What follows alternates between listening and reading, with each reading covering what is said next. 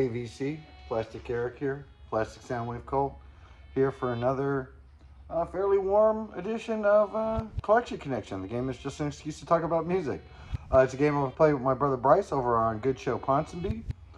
I come up with an album and I do a video about it on Monday. Then he makes a connection to that album and he does a video on Thursday. Then I do it again on Monday based on his pick. And you guys try to figure out what the connection is. On the last one that we did, the connection ended up being that both albums were on the FIFA 2021 soundtrack. So if you played FIFA, which I don't, so I didn't know this, but the song from both of those albums ended up being on FIFA 2021. And nobody got that answer, so that's another point for us. And this week I'm just gonna have you guys guess what the points are.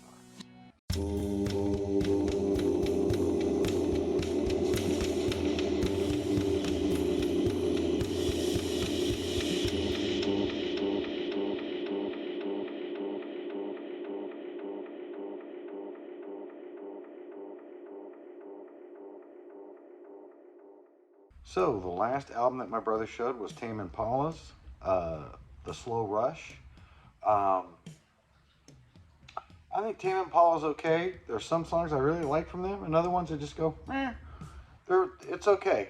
I listened to this album. I hadn't listened to The Slow Rush yet, and I thought it was okay upon the first listen. Nothing really stood out to me on it. It's one I probably need to revisit and listen to a few times to get the intricacies of some of the songs in there. But for the most part, I thought it was okay. Which brings me to my connection. So since Bryce last showed Tame Impala's The Slow Rush, Tim Tam's come here to help me with the connection. I connected it to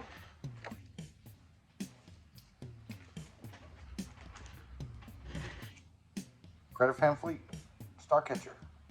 This is the latest album from Greta Van Fleet, a band that has been, dare I say it, accused of being a Led Zeppelin clone, which is fine by me, except for the fact that I don't think for a while now they really sounded like Led Zeppelin.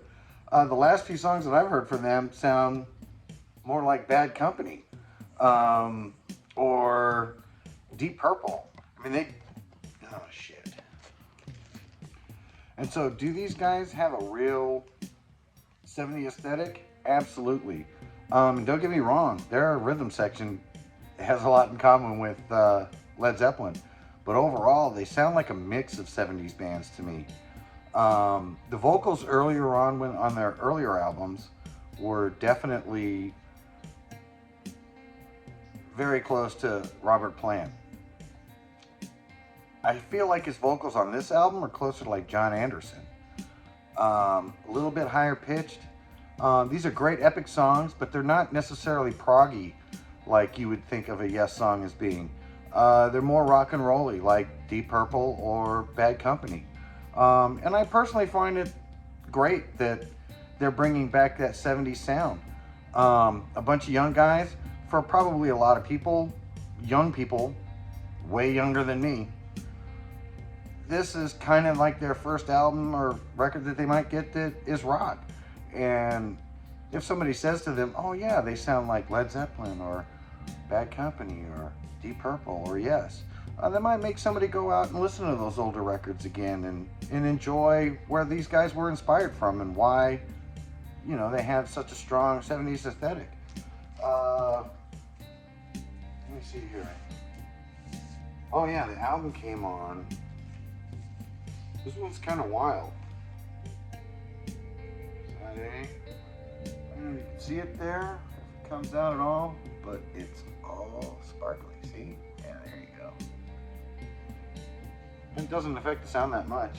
I've listened to it on Spotify and it sounds pretty much the same. And this one came with lovely photographs. there. Now, even though this, I noticed on this album cover is kind of this picture here a little bit. So it does have a sand dune on it. If you look really carefully, you can see it's a sand dune. The sand dunes are not the connection. So you got one of the band on the back. I think that's what all this is. It's just band photos, if I remember right. Yeah, no lyrics. Just pictures of the band. Again, showing that aesthetic that is definitely from the 70s. A little proggy there, you know. I mean, don't forget Rush dressed up like that at one point. More kimono than that look. And yeah, which one do you like there, Tim Tam?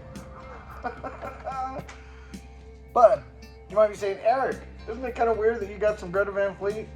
Well, you know what? I never really thought about picking them up. I heard their songs here and there. I thought they were pretty good. And I ended up being, I went to a garage sale and this was there. I was surprised because it just came out this last summer, I believe. And so, yeah, this is a 2023 release, and it showed up at a garage sale.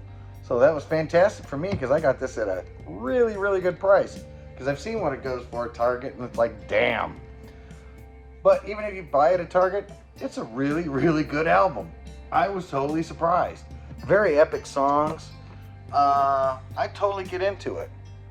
I'm sorry for the shaking here. My cat's getting involved in the shooting again of the video. So I think that's my clue. I'm getting close to my time here. If you get a chance, check out Starcatcher, Greta Van Fleet, brand new one from them. Definitely making me go back and listen to their other albums on Spotify right now. And I'm really digging them. So I might have to pick up more of their albums because I know some people pan them, but now that I've had a chance to listen to them, they're actually really, really good. So if you get a chance, check them out and then listen to this and then listen to the shit that they're inspired by. So until next time, try to figure out